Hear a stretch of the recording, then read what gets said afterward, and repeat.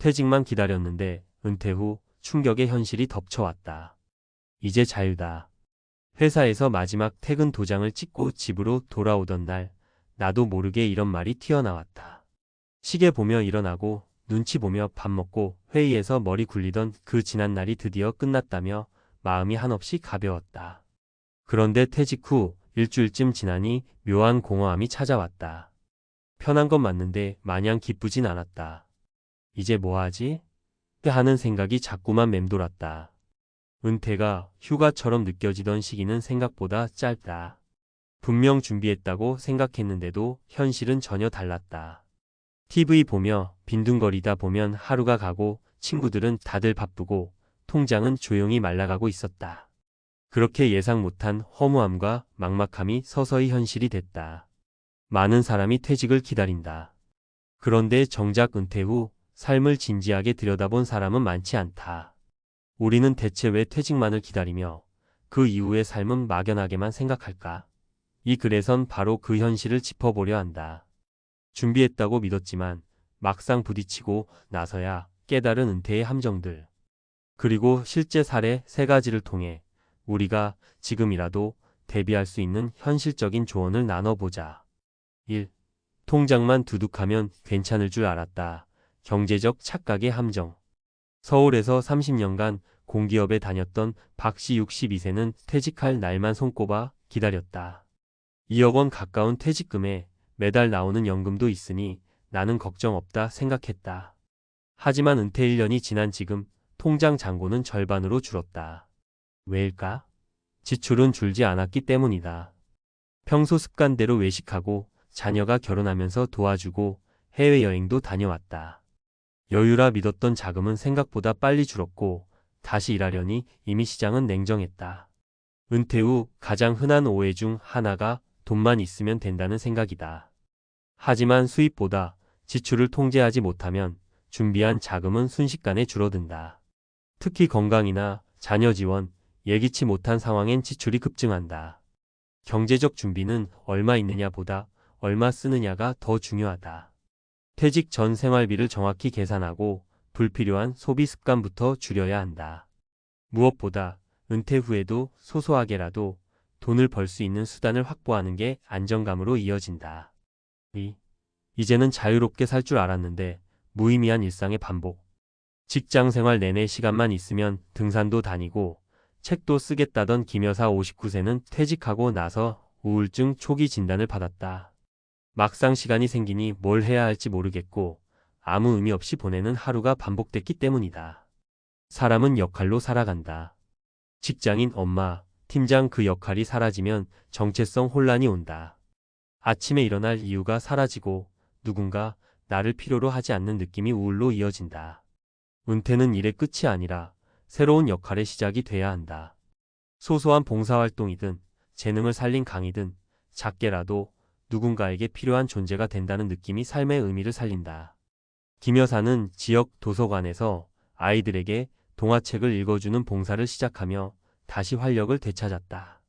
매주 아이들을 만나러 가는 게 소중한 루틴이 됐다. 퇴직 후에도 나를 움직이게 할 이유와 습관을 만들어야 한다. 3. 부부가 함께하는 은퇴 생활, 행복할 줄 알았는데 관계의 충돌. 은퇴 후 아내와 오붓하게 살 생각에 부풀었던 이씨 65세는 3개월 만에 부부 상담소 문을 두드렸다. 아내는 하루 종일 붙어 있는 걸 부담스러워했고 이씨는 왜 같이 있는 게 싫으냐고 서운해했다. 현실은 간단치 않다. 각자 3040년 동안 따로 살던 생활 패턴이 갑자기 하나로 합쳐진다. 서로의 공간과 시간이 충돌하며 마찰이 생기고 대화는 감정 싸움으로 번지기 일쑤다. 은퇴 후의 부부 생활은 연애보다 더 어려운 협상이다. 함께 있는 시간의 질을 높이려면 각자의 시간도 존중해야 한다. 하루 종일 붙어 있지 말고 각자만의 취미, 친구, 일상이 필요하다. 이씨 부부는 주 3일은 각자 시간을 보내고 주 2일은 함께 등산이나 영화관을 가는 방식으로 부부의 거리두기를 시작했다. 그렇게 서로 숨쉴 공간이 생기자 관계도 훨씬 부드러워졌다. 마무리 은퇴는 끝이 아니라 다시 배우는 시기다. 은퇴 후 삶이 힘든 이유는 미리 배워보지 못했기 때문이다. 돈 관리, 시간 사용, 인간관계까지 모두 새롭게 조율해야 한다. 직장에서는 성실히 일하면 누군가가 관리해줬지만 은퇴 후엔 모든 걸 스스로 결정해야 한다. 그러니 지금부터라도 하나씩 준비해야 한다.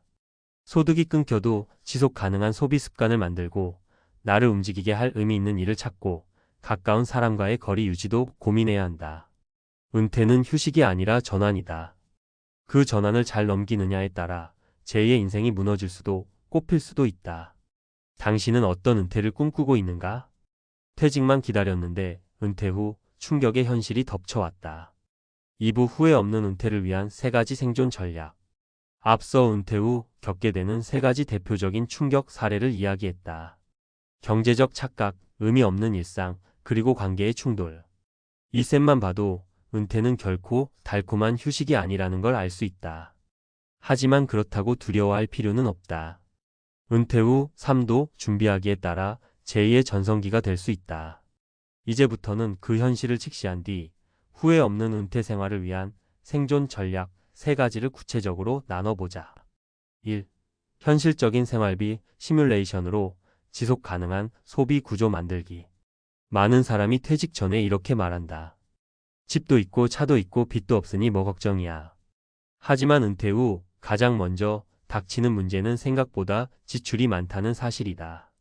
소득은 줄고 병원비는 늘고 자녀와 손주에게 줄 돈은 끊임없이 생긴다. 해결책은 생활비 시뮬레이션이다. 먼저 현재의 소비 패턴을 적나라하게 기록한다. 식비, 공과금, 유류비, 취미활동, 자녀 지원, 경조사비 등등. 그 다음 은퇴 후 수입연금, 임대료, 소득활동 등만으로 감당 가능한 수준으로 소비 구조를 리셋한다. 중요한 건 줄이는 것이 아니라 지속 가능한 구조로 바꾸는 것이다.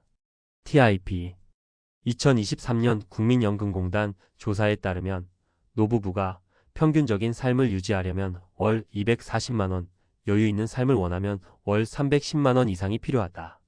그렇다면 내 연금과 자산으로 이 정도를 충족할 수 있는지 계산해보자.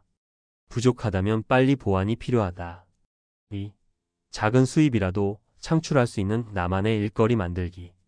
은퇴 후에도 작은 일거리는 단순히 돈을 위한 것이 아니다. 삶의 리듬을 유지하고 자존감을 살리며 건강한 사회적 관계를 유지하는 데도 꼭 필요하다. 직장 생활에서 얻은 전문성을 살려 강사, 자문, 컨설팅 형태로 일하는 사람도 있고 취미를 수입화하는 사람도 있다. 예를 들어 베이킹을 하던 분은 쿠키를 만들어 동네 장터에 내다 팔고 그림 그리던 분은 실버문화센터에서 수업을 시작했다. 사례. 송씨 63세는 퇴직 후 바리스타 자격증을 따고 작은 카페에서 파트타임으로 일한다. 하루에 4시간 일하고 손님들과 이야기 나누는 시간이 기다려져요. 월급은 많지 않아도 삶의 활력이 생겼어요. 과학적 근거. 미국 하버드대 성인 발달 연구에 따르면 삶의 만족도와 건강은 소득 수준보다 사회적 관계와 목적 있는 일상에 더 큰 영향을 받는다고 한다. 그러니 꼭 큰 돈을 벌 필요는 없다. 내가 있어야 이 일이 돌아간다는 감각이 중요하다. 은퇴 후 일의 기준은 수익이 아니라 지속 가능성과 의미다. 3. 관계 거리두기와 나만의 루틴 만들기. 은퇴 후 하루 종일 부부가 붙어 있거나 손주 돌보기에만 시간을 쓰면 쉽게 지치고 갈등이 생긴다. 그래서 은퇴 이후 삶에서 가장 중요한 건 나만의 시간표와 공간 확보다. 아침에 일어나서 해야 할 루틴을 만든다. 산책, 스트레칭, 독서, 커피 한 잔 같은 작지만 반복 가능한 행동이 필요하다. 일정 시간은 혼자 보내는 시간으로 확보한다. 특히 부부가 은퇴한 경우 서로 일정 시간은 혼자 있는 시간을 존중해야 관계가 오래간다. 주 12회는 외부 활동을 만든다.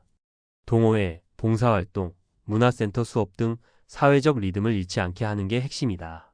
사례. 정여사 61세는 퇴직 후 주 3회 요가 수업을 듣고 매주 목요일엔 독서 모임을 나간다. 집에만 있으면 마음이 가라앉는데 밖에서 사람들과 이야기하면 웃게 돼요. 작은 루틴이 큰 힘이 돼요. 의학적 근거. 뇌과학자들은 전두엽 활성화를 위해 매일 새로운 자극을 받는 것이 중요하다고 말한다. 같은 공간, 같은 사람, 같은 루틴만 반복하면 뇌활동이 줄어 우울감이나 무기력증이 생기기 쉽다.